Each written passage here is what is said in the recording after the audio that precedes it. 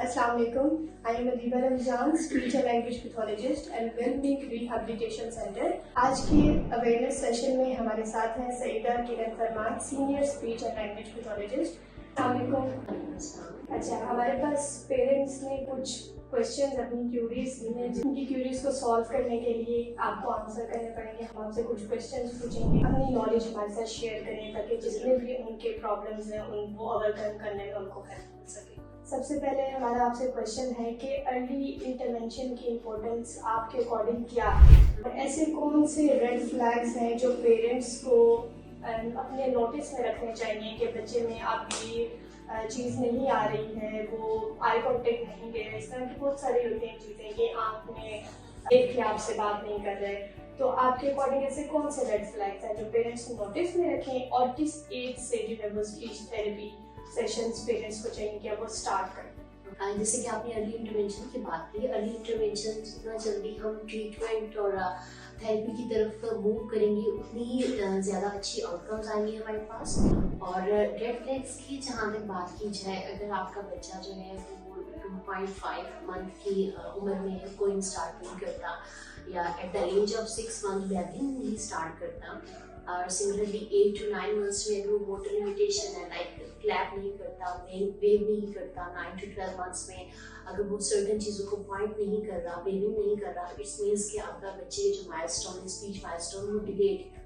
और similarly by the age of 12 to 16 month अगर आपके बच्चे के पास 2 से 4 अल्फाज नहीं है उसके बोल चाल में, और सिमिलरली एटलीस्ट 12 to 18 वर्ड्स उसकी समझ बूझ में नहीं है, तो आपको अर्ली इंटरवेंशन की तरफ मूव करना चाहिए, या एटलीस्ट अपने बच्चे के जो चीज़ें हैं, इश्यूज हैं, उनका आइडेंटिफाई करना चाहिए कि आया जो मेरा बच्चा है उसके माइलस्टोन के, उसके जो एज अप्रोप्रिएट है या नहीं है। आप बाकी बच्चों को सराउंडिंग में देखते हैं।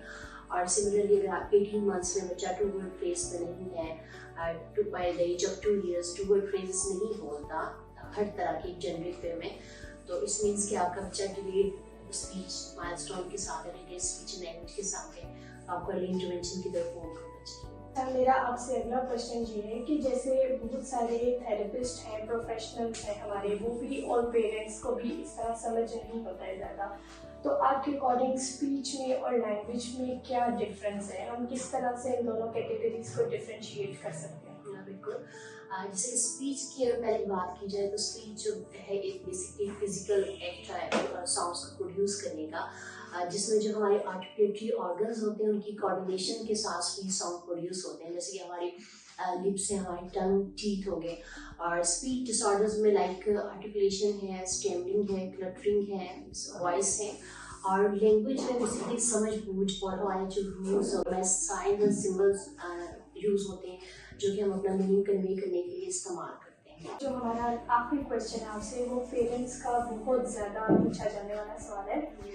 पेरेंट्स का ये कंसर्न है कि जैसे फॉर एग्जांपल एक बच्चा है, उसके पास वोकैबुलरी बेतहाशा है, मतलब वो बहुत ज़्यादा उसके पास वोकैबुलरी है, वर्ड्स हैं, वो बोलता भी रहता है, एप्पल बोलेगा, बॉल बोलेगा, लेकिन हम जब उसको एप्पल या बॉल रियल फॉर्म में दिखाएंगे, पिक्चर की फॉर्म में दिखाएंगे, तो वो उसको वर्बली नहीं कम्युनिकेट करता अपनी नीड को। ऐसे वो बोलता रहेगा रैंडम, रोटी, सालन, पानी, जो भी चीज़ है ऐसे रैंडम बोलेगा, लेकिन वो अपनी फंक्शनली उस चीज़ को यूज़ नहीं करता। ठीक है, हम जब उसको रियल फॉर्म में वो चीज़ दिखाते हैं वो हमें आंसर नहीं करता, नहीं बोलता।